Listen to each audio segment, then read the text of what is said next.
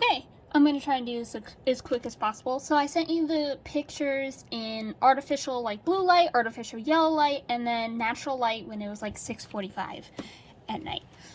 So these are the colors that I chose that are really good, that I use all the time, like good transitional tones. So I draw a lot of white people naturally, as I am white. So I have E000, quadruple zero words, English. Either or is fine. I have a lot of either ors. It's really just whatever colors you like best. I have a lot of like Copics that are pretty much duplicates of each other, but you know, just choice.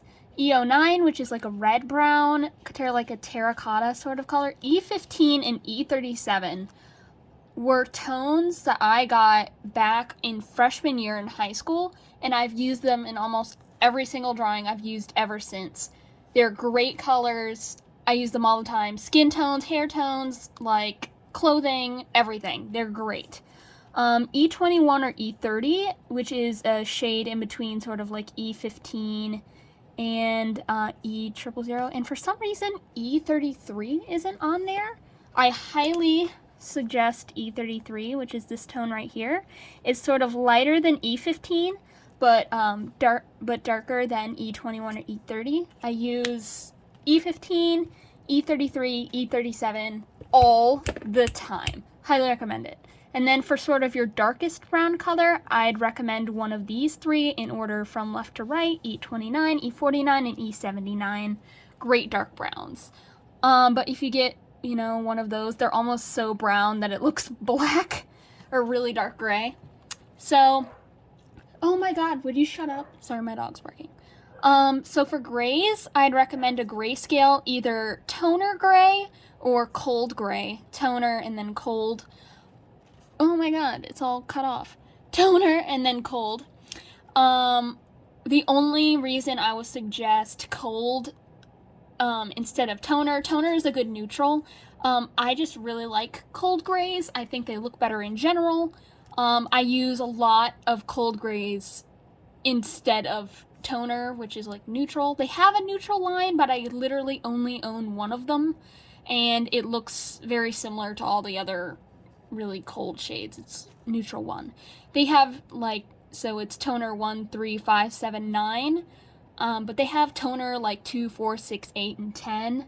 But when I got my set of 72, it came with 1, 3, 5, 7, 9 of warm and cold gray, so I've sort of just gone with the odd number theme. Black, they have 110 and 100 are both black. I still can't tell the difference. I have both. I cannot tell the difference. It does not matter which one you get. I use a lot of pinks for like blushes, and then I use R27 is just pure red. It is like cadmium red, pure red. That's what that is. I use that, R37, and then R59 or R89 for blood. I draw a lot of blood. Obviously, that's going to be a color I use a lot. And this fucking camera will not focus for the life of it. Oh my god, what the fuck? Anyways, so I guess we're going to slightly zoom in, and at least it'll be in focus now. And then R20, R32 was like my clutch pink. If you are going to get like these mid-tone pinks, the R20, R32, R14, and you're trying to like leave one out, get R20 and R14, you can blend it and it'll make this tone, but it's just nice to have this tone in general. Oranges, so red, yellow red 2, or orange 2, yellow orange 4, and YR09. I got YR07 if you want another mid-tone in between this darker brown and these lighter brown freaking orange. Oh my god. I've been in like 6 hours of college lectures today. I apologize for my misspeakings and stuff. If you'd like a mid-tone, I'd recommend YR07, which is this right here. It's a good in-between color.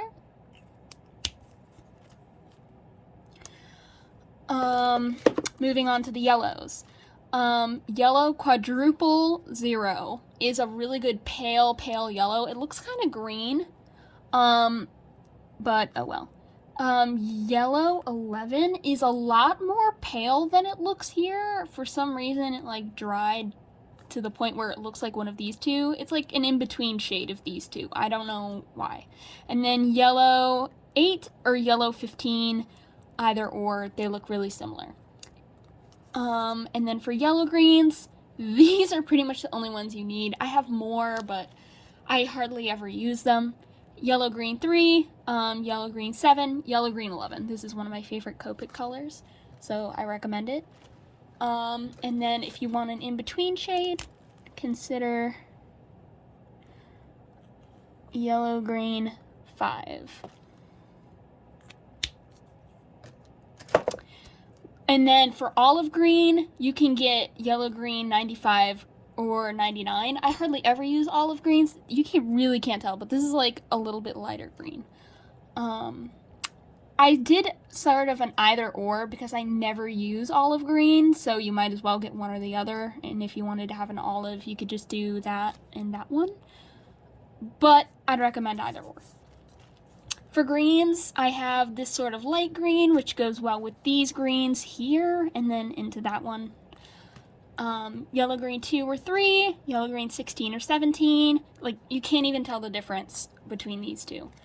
Yellow green 12 and 21, either or, which goes into yellow, or just green 43. And then that right there. I don't really use any in-between green shades. You could go here to one of these, to one of these, but I don't have any in-between shades for that. I don't really use green very often, so I'm not looking to remedy that. Moving on to blue greens, we have blue green 10, clutch color. I use that all the fucking time. Oh my god. I've had to refill it like 30 times. Blue green 32, which is a nice transition shade into blue green 9. Which I would then transfer to blue green 49. Blue green 49. But if you want to get blue green 18 instead, this is a little more gray. It goes better into blue green 78. And if you want an in-between shade, let me look at my blue greens. I have a lot of blue greens. A lot. So it's kind of hard to sort of dumb them down. But if you want to get an in-between shade between 32 and 9, I would recommend blue green 15. That's another one I got with blue green 10. Use them both all the time. Moving on, blues. So these are both really light blue. Like, if you get blue quadruple 0, get blue green 1, get blue green 5. If you get blue green 00, do 00, 2, and 6. I mean, get whatever you want, but that's just my suggestion for tonal like shifts. Blue green 32 is a blue gray, and you really can't like do any sort of like layering or mixing of two colors to get that color. So it kind of is out of place, but I really recommend that one. If you use a lot of blue grays, I'd recommend getting blue 34 as your next in-between color. Or blue 34. I don't remember if I said blue green or not. Blue 34. 37 and 39, you really cannot tell on camera. But these are my sort of dark blues. I recommend getting them both. You can't fit them both on camera at the same time. Moving into blue violets, you have these. Blue violet quadruple 0, blue violet 00, and blue violet 1. That's kind of like a weird looking one, but forgive me. Honestly, I'd recommend getting all three, but if you're on a budget, get these two. And then blue violet 8. And either get blue violet 8 or violet 9, because you really cannot tell the difference. Get violet 1 or 12, violet 4, and violet 6, and, violet 9 or blue violet 8. This is a warm tone. These two are like warm tone. These are two kind of cool toned. I have been trying to get more colors as sort of an in-between, but I haven't really had the opportunity yet. And I think that's all. I think that's all for this. Thank you for listening. I just now realized that I totally forgot any red violets or like actual pinks. I don't know how I forgot that. It's probably because my card was on the floor. But you can get either red violet 00 or red violet 10. They're nearly identical. Red violet 1 or 52. Personally, I like 52 better, but red violet 1 is good for like more neon colors. If you want to go into more neons and less like subtle colors, you can get red violet 4, which is probably my most like highlighter pink. I wonder if I have a pink highlighter.